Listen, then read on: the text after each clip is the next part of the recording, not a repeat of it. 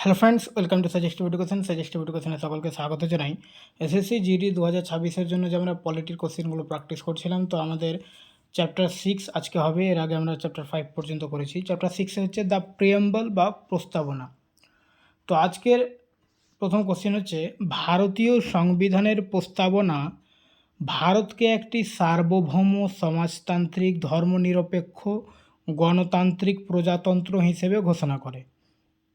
এর মধ্যে কোন শব্দগুলি 1976 সালের 42তম সংবিধান সংশোধনী আইনের মাধ্যমে প্রস্তাবনায় যুক্ত করা হয়েছিল?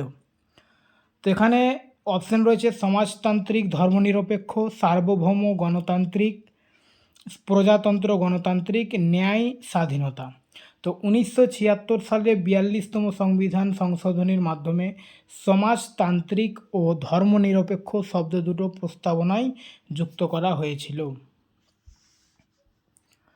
দেখো, এখানে ব্যাখ্যাটা রয়েছে 1976 সালের 42তম সংবিধান সংশোধনী আইন, যা জরুরি অবস্থার সময় ইন্দিরা গান্ধী এর সরকারের অধীনে প্রণীত হয়। প্রস্তাবনায় 3টি নতুন শব্দ যুক্ত করে। একটা হচ্ছে সোশ্যালিস্ট, যা বাংলা হচ্ছে সমাজতান্ত্রিক, সেকুলার বা ধর্মনিরপেক্ষ, এবং ইন্টেগ্রিটি, যেটা হচ্ছে অখণ্ডতা। এই সংশোধনের আগে বর্ণনা ছিল সোভারেন ডেমোক্রেটিক রিপাবলিক। এই সংশোধনীকে প্রায় মিনি কনস্টিটিউশন বলা হয়, কারণ এতে ব্যাপক পরিবর্তন আনা হয়েছিল। ইতিহাসে প্রস্তাবনাটি মাত্র একবারই সংশোধিত হয়েছে। ন্যায় বা জাস্টিস সম্পর্কে ভারতীয় সংবিধানের প্রস্তাবনায় নিচের কোন শব্দটি উল্লেখ আছে? তো ন্যায় বা জাস্টিস সম্পর্কে ভারতীয় সংবিধানের প্রস্তাবনায় অর্থনৈতিক শব্দটি উল্লেখ আছে। অর্থনৈতিক। ব্যাখ্যাটা ভালোভাবে দেখো। প্রস্তাবনা তার সমস্ত নাগরিকের জন্য 3 প্রকার ন্যায় নিশ্চিত করে। একটা হচ্ছে সামাজিক, অর্থনৈতিক এবং রাজনৈতিক। নিচের কোন শব্দটি ভারতীয় সংবিধানে উল্লেখ নেই? তো এখানে রয়েছে ফেডারালিজম, ধর্মনিরপেক্ষ, সমাজতান্ত্রিক, প্রজাতন্ত্র। তো এখানে ধর্মনিরপেক্ষ, সমাজতান্ত্রিক, প্রজাতন্ত্র এই 3টে শব্দ প্রস্তাবনায় আছে বা সংবিধানে আছে। ফেডারালিজম কথাটা নেই। ভারতীয় সংবিধানের প্রস্তাবনায় ড্যাশ ব্যক্তির মর্যাদা নিশ্চিত করে? তো ভ্রাতৃত্ব ব্যক্তির মর্যাদা নিশ্চিত করে।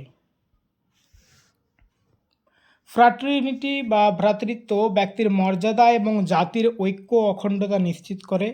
এটি মানুষের মধ্যে ঐক্যবোধ ও দেশের প্রতি অন্তর্ভুক্তির অনুভূতিকে বোঝায়। নিচের কোন মহান আদর্শটি ভারতীয় সংবিধানের প্রস্তাবনায় উল্লেখ আছে? তো এখানে বিশ্বাস, আর্থিক, ব্যক্তিগত বিশ্বাস, উপাসনার স্বাধীনতা এগুলো নেই।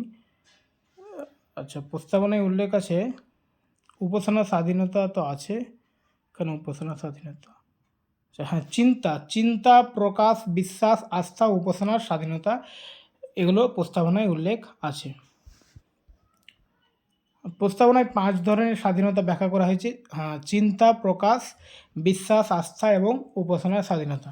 1976 সালের 42তম সংশোধনী আইনের মাধ্যমে সোশ্যালিস্ট, সেকুলার এবং ইন্টিগ্রিটি শব্দগুলি সংযোজন করা হয়। নিচের কোন শব্দটি রিপাবলিক শব্দের আগে ভারতীয় সংবিধানের প্রস্তাবনায় নেই?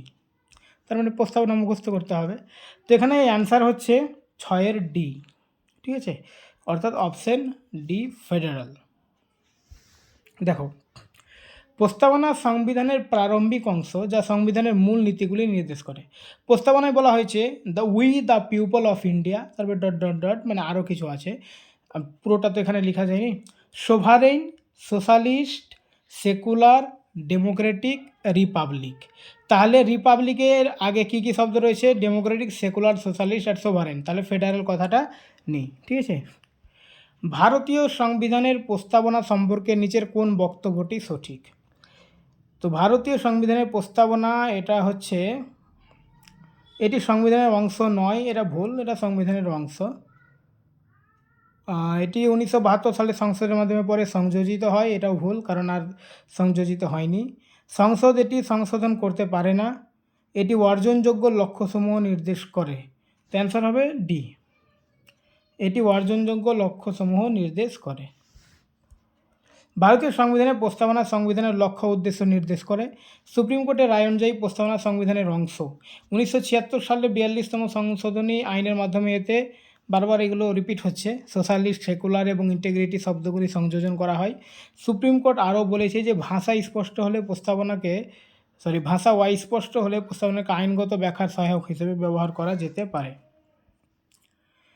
নিচের কোনটি ভারতকে একটি ধর্মনিরপেক্ষ রাষ্ট্র হিসেবে বর্ণনা করে? তো ভারতকে ধর্মনিরপেক্ষ রাষ্ট্র হিসেবে বর্ণনা করে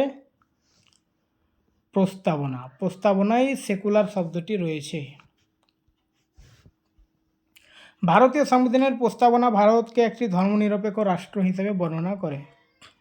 নিচের কোন শব্দটি ভারতীয় সংবিধানের প্রস্তাবনায় উল্লেখ নেই? তো ভ্রাতৃত্ব, সমতাবাদ, সার্বভৌমত্ব, সমতা। তো সমতাবাদ শব্দটা নেই, বাকি ভ্রাতৃত্ব, সার্বভৌমত্ব আর সমতা রয়েছে। ভারতীয় সংবিধানের প্রস্তাবনায় বর্ণিত ন্যায় ও জাস্টিস কোন কোন রূপে গৃহীত হয়েছে? তো আমরা এটা পড়লাম যে সামাজিক ন্যায় আর অর্থনৈতিক ন্যায় এবং রাজনৈতিক ন্যায়। তাহলে এখানে অপশন ডি সবটাই অ্যান্সার হবে। ঠিক আছে, সবগুলোই সঠিক। প্রস্তাবনায় ন্যায় 3টি রূপে অন্তর্ভুক্ত: সামাজিক, অর্থনৈতিক এবং রাজনৈতিক। এগুলি মৌলিক অধিকার ও রাষ্ট্র পরিচালনার নির্দেশমূলক নীতির মাধ্যমে নিশ্চিত করা হয়। ভারতীয় সংবিধানের প্রস্তাবনায় 3 ধরনের ন্যায়ের কথা বলা হয়েছে। নিচের কোনটি এর মধ্যে অন্তর্ভুক্ত নেই? মুখস্থ হয়ে গেছে আশা করি তোমাদের। সামাজিক, রাজনৈতিক আর অর্থনৈতিক। তাহলে এখানে কোনটা নেই? সাংস্কৃতিক নেই। তাহলে অপশন ডি হবে অ্যান্সার। আর এটা ব্যাখ্যাটা পড়ছি না, একই জিনিস লেখা রয়েছে। ভারতীয় সংবিধানের ক্ষমতার উৎস কী? তো ভারতীয় সংবিধানের ক্ষমতার উৎস হচ্ছে ভারতের জনগণ। Option A. প্রস্তাবনায় বলা হয়েছে যে সংবিধানের ক্ষমতা ভারতের জনগণের কাছ থেকেই আসে। We the people of India বাক্যটি জনগণের সর্বোচ্চ সার্বভৌমত্ব নির্দেশ করে এবং সংবিধান তাদের কর্তৃত্বের উপর ভিত্তি করে। ভারতীয় সংবিধান ভারতকে নিচের সবকটি হিসেবে ঘোষণা করে, তবে কোনটি নয়? তো কমিউনিস্ট, গণতান্ত্রিক, প্রজাতন্ত্র, সমাজতান্ত্রিক, ধর্মনিরপেক্ষ। তাহলে এখানে কমিউনিস্ট শব্দটা নেই। ঠিক আছে, তো অপশন এ হচ্ছে অ্যান্সার। ভারতীয় সংবিধানের প্রস্তাবনা ভারতকে সার্বভৌম, সমাজতান্ত্রিক, ধর্মনিরপেক্ষ এবং গণতান্ত্রিক প্রজাতন্ত্র হিসেবে ঘোষণা করে। কমিউনিস্ট শব্দটি অন্তর্ভুক্ত নয়। আমাদের সংবিধান অনুযায়ী ভারত হলো একটি ধর্মীয় রাষ্ট্র, ধর্মনিরপেক্ষ, পুঁজিবাদী, ধনিকতান্ত্রিক। তাহলে ধর্মনিরপেক্ষ রাষ্ট্র।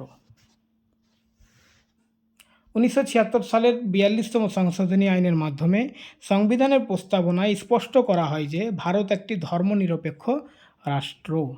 তো আজকে প্রস্তাবনার কোশ্চেন এই পর্যন্তই। এরপরে আমরা পরের চ্যাপ্টার নিয়ে আসবো। ওকে, থ্যাংক ইউ।